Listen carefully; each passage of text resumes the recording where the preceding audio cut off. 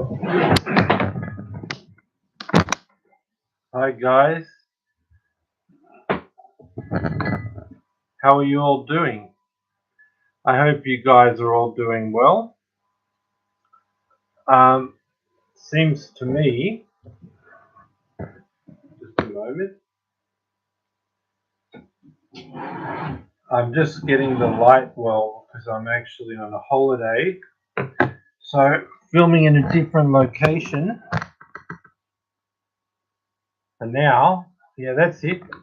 You can see me now, guys.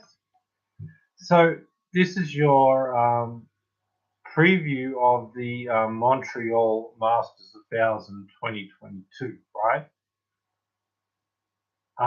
What I want to do today is I just want to tell you why I've been away on my channel for some time. What I usually do is I cover all the Grand Slams and all the Masters 1000, right? And then like a 500s where they're or some 250s that are very important, like Djokovic's home one in Serbia, Nadal in Barcelona. The Acapulco one is usually quite good. But the thing of it is between Wimbledon and here in Montreal, we have 250s and 500s, and we don't have high level 250s or 500s because most players after Wimbledon they think about they've had the French Open, they've had Wimbledon, they're tired and they want to rest, right? So that's what's going on, and then they're thinking about they want a 4-week rest, and then after that they're like, oh, the US Open's coming around. I've had 4 weeks off. I need some matches to get back into it, and I need it on hardcourt. So then you've got these two Masters 1000 of the Canadian Open and also Cincinnati, which are leading up to the US Open. So that's the next big thing after Wimbledon.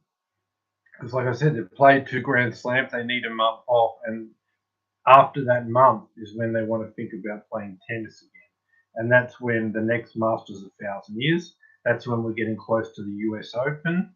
But that time before that, you're still too far from the US Open. They're not starting to prepare for that.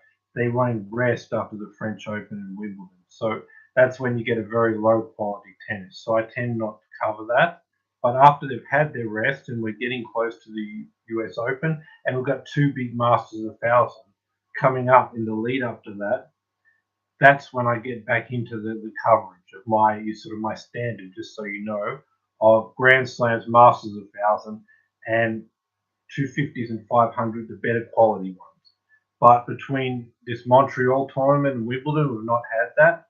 So none of them have met that criteria. So I'd usually be back with you after that 4-week break where we haven't had much good quality tennis to talk about for the start of this week, like Montreal and the Cincinnati Masters 1000, and then the Grand Slam, the US Open, as the first important tennis after Wimbledon. But I've been traveling, so my first video back should have been this Monday, the start of the week. The preview of the first big tournament after Wimbledon should have been my first video back. But unfortunately, I was traveling and I was a little bit busy, so I'm a few days late here. But yeah, this week was the first tournament that I was going to be making videos after Wimbledon because we haven't had much quality tennis since Wimbledon. But yeah, I'm only a few days late due to my travel. So I just want to let you know about that my new normal schedule would have been the start of this week would have been my first video after Wimbledon because it's the first decent quality tennis we've had. But I've been traveling, so I'm a few days late, but I'm still going to preview Montreal for you.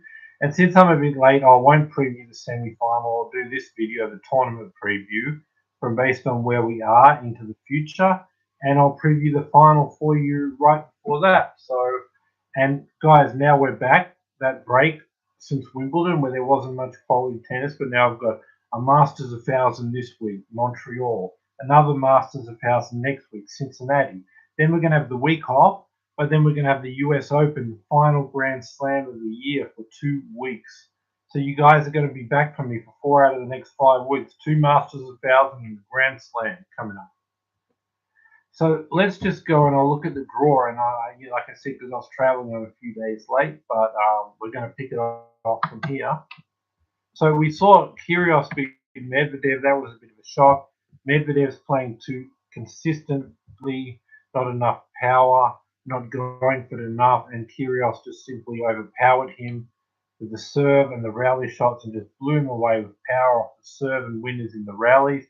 And Medvedev was just playing good, consistent tennis, a bit too defensively, waiting for areas, and Kyrgios just went for it and blew him off the court with power. So Kyrgios then played her catch. He was a bit up and down. He lost this one in 3 sets. It was close to the last set. Kyrgios made too many errors, so Kyrgios is now out.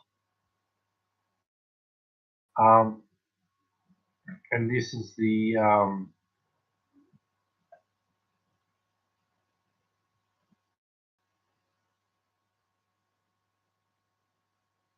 just a moment, guys. So what I was saying was, so Kyrgios's match against Hurkacz, yes, that was a quarterfinal. As I said, Hubert Hurkacz has won this one. He's moved through to the semi-finals. Like I said, very close, but too many errors from Kyrgios in the last set. The second quarterfinal, we saw Casper Ruud play Felix Auger-Aliassime. He wins 6-1, 6-2, playing a very good, consistent level of tennis. Too many errors for Aliassime, so Casper Ruud, he now goes through to play Hubert Hurkacz in the semi-finals. Other quarterfinal matches coming up. Pablo Carreño Busta, he did a good effort to beat Sinner, so he's going to play Jack Draper in one quarterfinal. I think Pablo Carreño Busta is going to be a bit too consistent for him in this one, and I think he'll go through to the semi-finals. Dan Evans against Tommy Paul in the other one. Could go either way. I'll just slightly give it to Paul, so then we'll be with Tommy Paul, Pablo Carreño Busta one. I think Pablo Carreño Busta will be too good defensively, too consistent for Tommy Paul. Move him around, expose his lack of movement. So he'll move through to the final. Then the other semi-final, Casper Ruud against Hurkacz. I just think it's going to be close. It's going to be 3 sets, but Hurkacz will have too much power, will overpower him. It'll be 3 sets, but Casper Ruud's going to get very close to beating with consistency in defense, but Hurkacz's serve will be too big, his power game, and he'll be just consistent enough to keep the ball on the court, to keep it on the court, to be in rallies, but to be where he's overpowering Casper Ruud with the serve and the rally ball. So then he'll be in the final against Pablo Carreño Busta versus Hurkacz. I think that this will be 2 or 3 sets. Hubert Hurkacz is going to beat Pablo Carreño Busta. He's just going to overpower him with the serve, the power game, and the rallies. Like with the other match, he'll have just enough consistency to keep it in the court, stay in the rallies with Pablo Carreño Busta. But when those rallies go on, he'll have more power. He control them. He'll boss Pablo Carreño Busta around. He'll just hit a whole lot of winners. And Pablo Carreño Busta will be moved left to right. He's going to be overpowered, and he's just going to be too defensively, and he won't match the firepower of Hubert Hurkacz.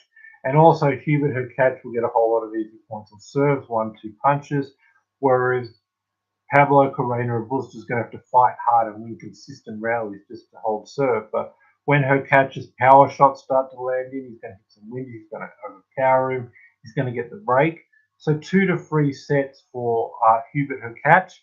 And Hubert Hurkacz, after beating Kyrgios, will be your 2022 Montreal Masters 1000 champion, guys. That's my video for today. That's how I see the draw. I'll just go back to some of the early matches and just see what's going on there. So we went through the Nick Kyrgios one over Medvedev. He beat 6-2, 6-3. He beat Dimonor. Yeah, her catch the whole way. Rudge played pretty well. He's got that win over Aliassime.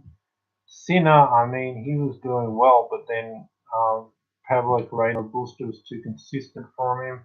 Monfils is retired. Evans did a pretty good job over Fritz, just too consistent there. And Tommy Paul actually overpowered Marion Chili. That was another good one. But I'm saying it's going to end up with a Hubert Hurkacz overpowering first Casper Rudd in the semi-finals. And then Pablo Carreno Robusta in the final. That's the way I see it. So Hubert Hurkacz is going to be your 2022 Montreal Masters 1000 champion, guys.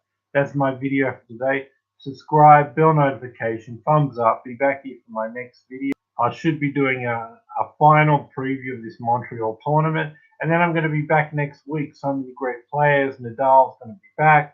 And I'm going to be previewing the Cincinnati Masters 1000. Then we'll have a week off. At the end of that week off, we'll give you a preview of the US Open. I'll cover the US Open. But yeah, when we've had a break, not much quality tennis, but now we've got two Masters 1000, a week off, and then a Grand Slam. And I'm going to be with you for all of this and so much more. So please subscribe, bell notification, thumbs up, and I'll see you around Saturday, Sunday for my final preview in a couple of days. Be back for that. So subscribe, bell notification, thumbs up, guys. Thanks for watching. Thanks for being with me, guys, and see you for my next video. Bye for now.